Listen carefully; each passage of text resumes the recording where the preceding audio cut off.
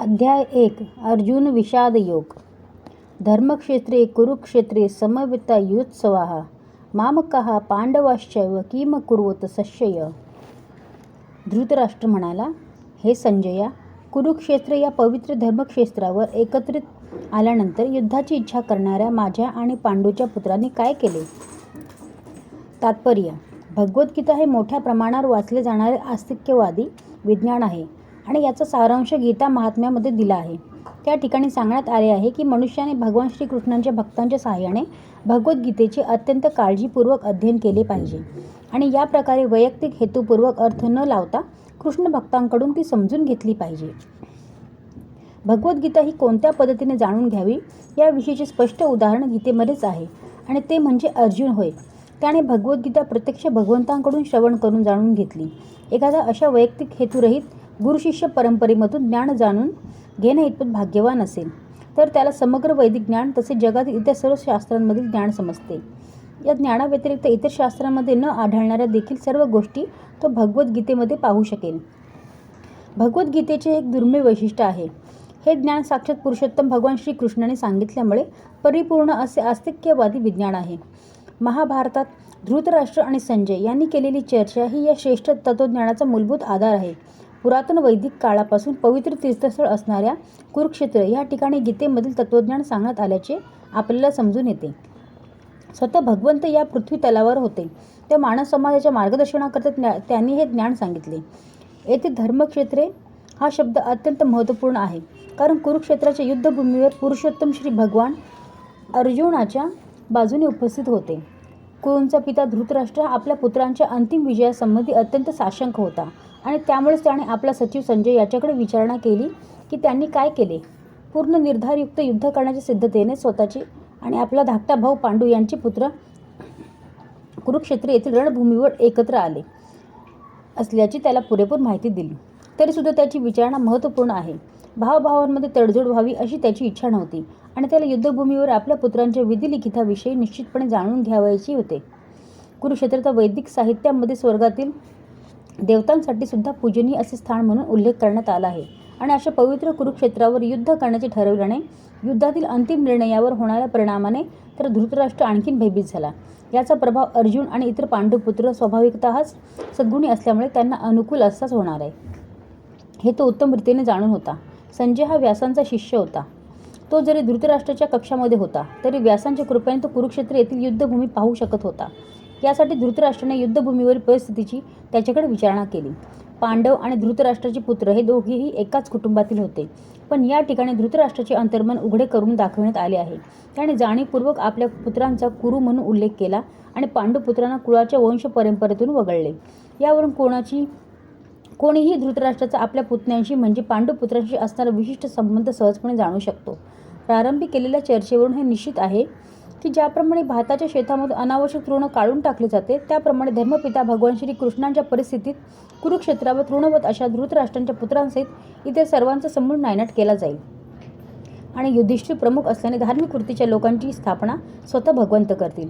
धर्मक्षेत्रे आणि कुरुक्षेत्रे या शब्दांच्या ऐतिहासिक आणि वैदिक महत्त्वासोबत हेही विशेष महत्त्व आहे. द्रष्टा तु पांडवानिक्य व्यूढ दुर्योधनस्तदा आचार्य मुपस्स राजा वचनमब्रवीत. संजय म्हणाला, हे राजन, पांडुपुत्रांनी केलेली सैनिकांची व्यूहरचना पाहून दुर्योधन आचार्यांकडे गेला आणि त्याने पुढील प्रमाणे बोलण्यास आरंभ केला. धृतराष्ट्र जन्मतच आंधळा होता आणि दुर्दैवाने तो आध्यात्मिकदृष्ट्याही अंधच होता. त्याला निश्चित माहीत होते की आपली मुले आपल्याप्रमाणे आध्यात्मिक ज्ञानाच्या दृष्टीने अंध आहेत आणि जन्मापासून पुण्यवान असणाऱ्या पांडवांशी आपल्या मुलांची कधीच मैत्री होणार नाही. तरीसुद्धा तीर्थस्थळाच्या प्रभावाविषयी त्याला शंका होती. धृतराष्ट्राने युद्धभूमीवरील परिस्थितींसंबंधी केलेली हेतुपूर्वक विचारणा संजय जाणू शकत होता. यास्तव विषण्ण उद्विग्न झालेल्या राजाला तो प्रोत्साहित करू इच्छित होता आणि म्हणूनच त्याने राजाला निश्चितपणे पटवून दिले की पवित्र धर्मक्षेत्राच्या प्रभावाखाली याचे पुत्र कोणत्याही प्रकारची तडजोड करणार नाहीत. यासाठी संजयाने राजाला माहिती पुरवली की दुर्योधनाने पांडवांचे सैन्यबळ पाहिले आणि तत्काळ तो आपले सेनापती द्रोणाचार्य यांच्याकडे वस्तुस्थितीची जाणीव करून देण्यासाठी गेला.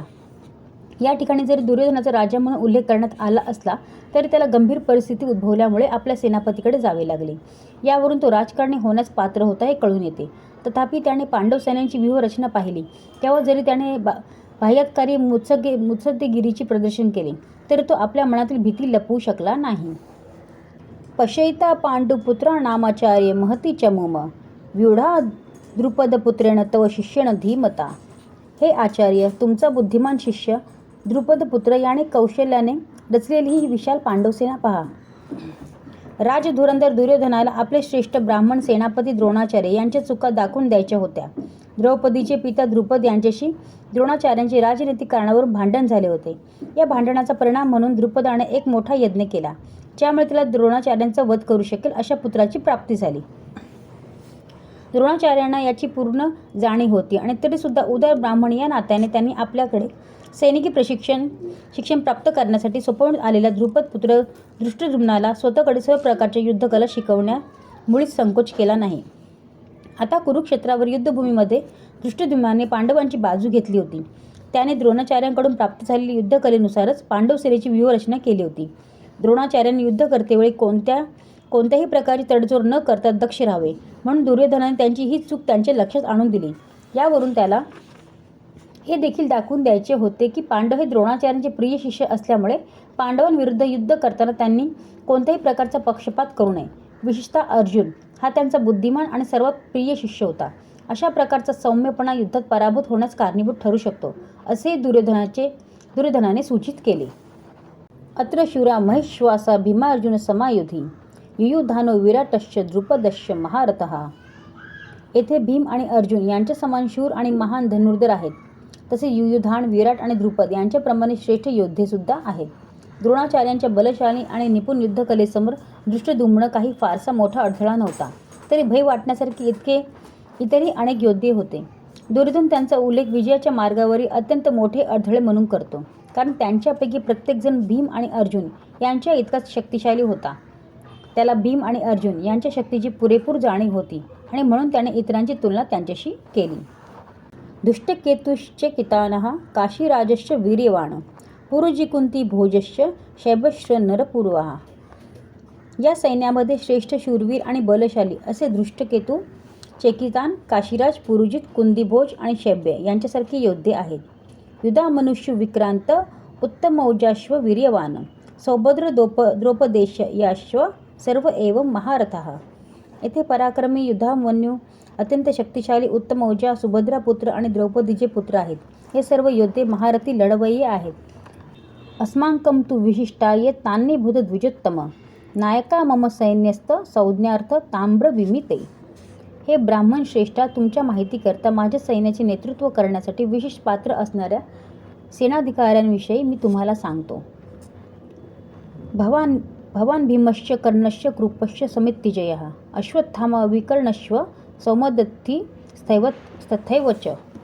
येथे तुम्ही स्वतः भीष्म, कर्ण, कृप, अश्वत्थामा, विकर्ण आणि भूरिश्रवा नावाचा सौमदत्त पुत्र असे युद्धात नेहमी विजयी ठरणारे योद्धे आहेत. दुर्योधनाने असामान्य अशा योद्ध्यांचा उल्लेख केला आहे, कारण हे सर्व योद्धे अपराजित आहेत. विकर्ण दुर्योधनाचा भाऊ आहे, अश्वत्थामा द्रोणाचार्यांचा पुत्र आहे आणि सौमदत्ती किंवा भूरिश्रवा बाहलिकांच्या राजाचा पुत्र आहे. कर्ण अर्जुनाचा भाऊ आहे, कारण पांडू राजाशी विवाह होण्यापूर्वीच तो कुंतीच्या पोटी जन्मला होता. कृपाचार्यांच्या जुळ्या बहिणींचा द्रोणाचार्यांशी विवाह झाला होता. अनेच्य बहुहा शरामदर्थे तक्तजीविता नाना शस्त्रप्रहरणा सर्वे युद्ध विशारदः. माझ्यासाठी स्वतःच्या जीवनाचा त्याग करण्यास सदैव तत्पर असलेले अनेक शूरवीर येथे आहेत. ते सर्व विविध प्रकारच्या शास्त्रांनी सुसज्ज असून युद्धकलेत निपुण आहेत. जयद्रथ, कृतवर्मा आणि शैल्य यांसारख्या इतर योद्ध्यांविषयी सांगावयाचे झाल्यास ते सर्वजण दुर्योधनासाठी आपले जीवन देण्यास तत्पर होते. दुसऱ्या शब्दात सांगावयाचे तर ते सर्वजण पापी दुर्योधनाच्या पक्षाला मिळाल्याने कुरुक्षेत्राच्या युद्धभूमीवर या सर्वांचा मृत्यू अटळ होता. वर सांगितलेल्या आपल्या मित्रांच्या एकत्रित सामर्थ्यावरून दुर्योधनाला मात्र आपल्या विजयाविषयी पूर्ण विश्वास होता.